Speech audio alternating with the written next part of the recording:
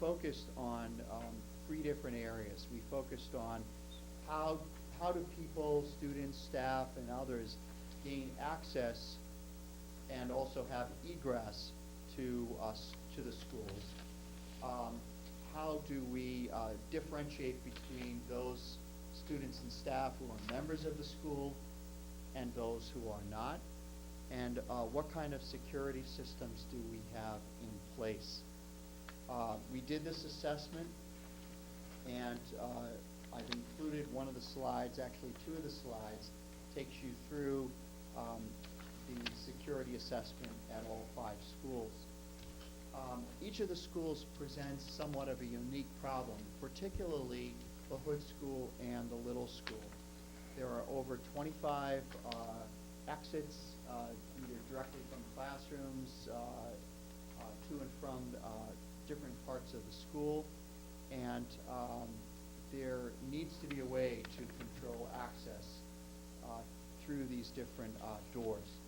The funding that was allocated last fall was used primarily to deal with what we thought was a very high priority at the high school and the middle school.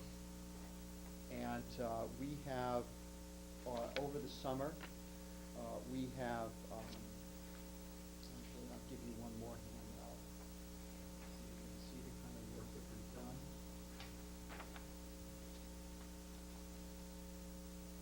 We have focused on the doors at the high school and the middle school. We have, because these doors are original doors, we needed to upgrade locks. We now have the ability to have electronic control of those doors. During the arrival period and the dismissal period at the high school and the middle school, and ultimately the bachelor school. Let me also say the bachelor school project is being partially funded through the building project.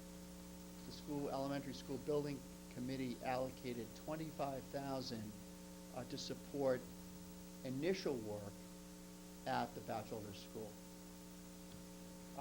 But back to the high school and the middle school, we have provided at the main entry points, the entry point into the lobby, and then several other locations around the building that have very high traffic.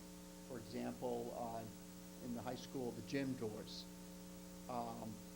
and other doors within the high school and the middle school that have high traffic where classes may be going in and out, or there's a need to have staff going in and out. We have put electronic controls which are going to be controlled not by a swipe card but by a key fob, similar to what you have in the police station. And in the pictures that I'm sending around, Wayne took some pictures of some of these devices so that this is a door. I believe it's at the middle school, the front entranceway. If you have a key fob, you simply hold it up and it would gain access. Now, not everyone, there will be different levels of access, and it would record the comings and going of people.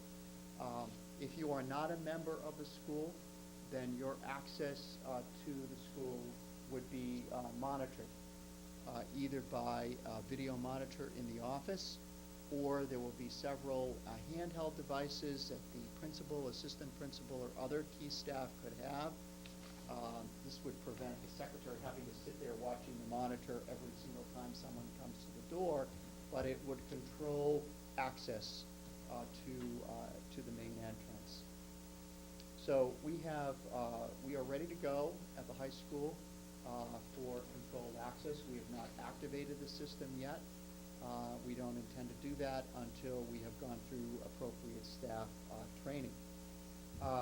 We have also installed on other doors alarm systems so that if at any point those doors are opened from the inside, there would be an alarm system would indicate that door number 13 is open. So, for example, a door like this in this room, while that would not have one of these key fobs, it is important to know that anyone at a certain point could open it, and we need to be aware in a large building when that happens. And so some of the doors, I believe that I've included a couple of, I think the second picture in the set. This is one of the doors in the modular classroom, the 10 modular classrooms at the middle school has one of these kinds of controls. So it's not a door that we would expect the public to be coming in and out of, but it's our way of controlling that door. So you can lock it from the outside, or prevent entrance from the outside, but if somebody opens that door, then we need to know that it is open. Another example in the packet would be, I believe the door. This is the door down in the high school in the back of the gym that goes out to the field, so that has high traffic going in and out at certain periods of the day. Is there an access control at that point down there? Is there a site on that one too? Because you're going to have to provide coaches with an opportunity to get in and out. Now, as we got into this, it's as you know, the buildings are used oftentimes. We say almost 24 hours a day, 7 days a week. We have lots of groups that are coming in and out. We have daycare programs in our elementary school, after-school activities. We are very concerned about the access to the buildings and knowing who is in and who is out. The final part of the project is the installation of security cameras, both on the outside of the building. In the packet of material that I'm passed around, there should be a picture of this. Here are 2 cameras on the middle school, giving digital video control to the perimeter of the building. These, I believe, are activated. They're motion sensitive, so they're not recording for 24 hours. They're recording. It's either we can control it by time or control it by motion. We have also installed some of these video cameras in the major areas of the building, the lobbies. Here's one at the high school lobby. We have a similar one in the middle school lobby. And they are obviously not in classrooms. They're in no instructional space. They're in no office. They're in no restroom. This is not an issue of invasion of privacy. This is an issue of security. The best advice and recommendations that we've received from law enforcement officials, and by the way, these are digital accessible. That means that our local police or regional police with appropriate passwords could access the monitor and be able to determine within the building or on the outside of the building any kind of activity that they needed to have access to. And under school committee policy, only the local police with appropriate password and appropriate administrators would have access to that. It's my strong recommendation and supported by the school committee and also supported by our school security committee that we finish the job, that we finish the work. And I have submitted a grant to the federal government. It's a COPS grant. It is a matching grant. I don't know yet whether we've received any funding on that. Representative Jones has provided assistance by writing letters to help support us in our efforts to improve security.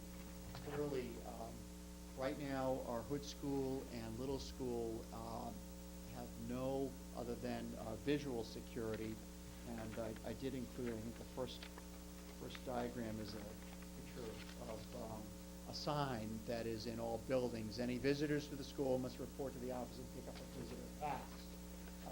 And that's the extent of the security that we have in our schools.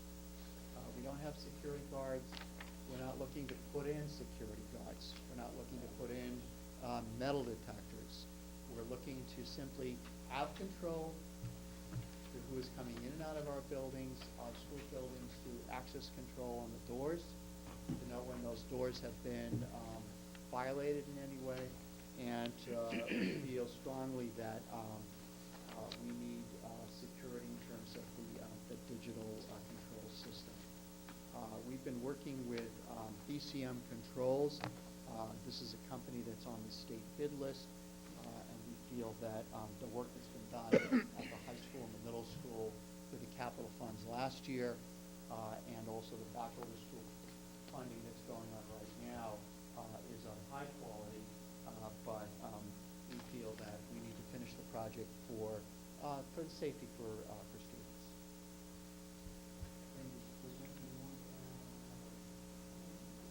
The bachelor project starts tomorrow morning. How much have we expended so far? We will, I believe, we've spent between the bachelor 25,000 and the 150. We've spent 175,000. And we're talking about initially about $400,000 project. Correct. So this does it. This should finish it. If you were to get a matching grant, you would need $75,000? Well, that's a good question, Bob.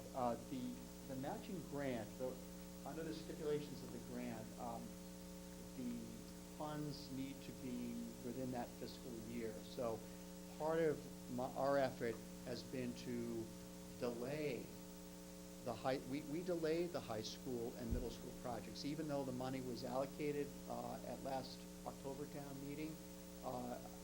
No work commenced until we were in the current, actually in the spring of '08.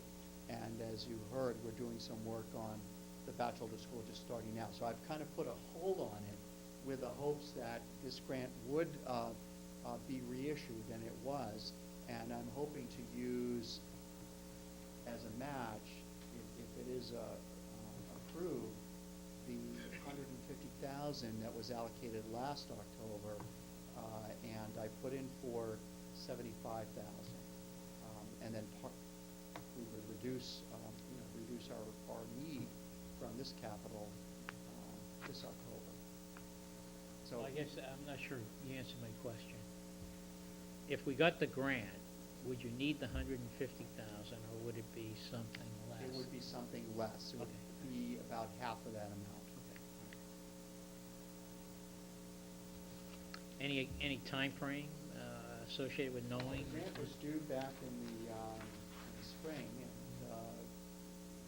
last year at this time they were announcing. So it could be soon. The question in my mind is it is a COPS grant, and I know while the town of North Reading has received funding from this source in the past, police department has. This grant had to be funded through the police department. Same funding source, different use for it. I don't know whether there'll be any interactions between our current application and previous awards that had been given to the town of North Reading. Do we have an exposure on the COPS grant, or would that go away? No, that's still there. Never gone away. That's not gone away. It's been deferred, but that's always there. Okay. Any other questions? No. No. Okay. I don't know when you, I wasn't paying attention to when you walked in to the meeting this evening. Greg was going over the current conditions of our free cash. I don't know if you've heard that or not. Mr. Balcones has been very good at keeping me informed on the. It really hasn't changed from our Right. financial planning team. Okay. All right.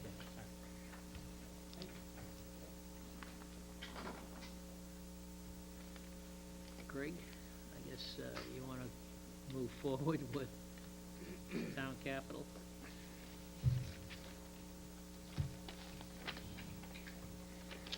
Sorry not to drag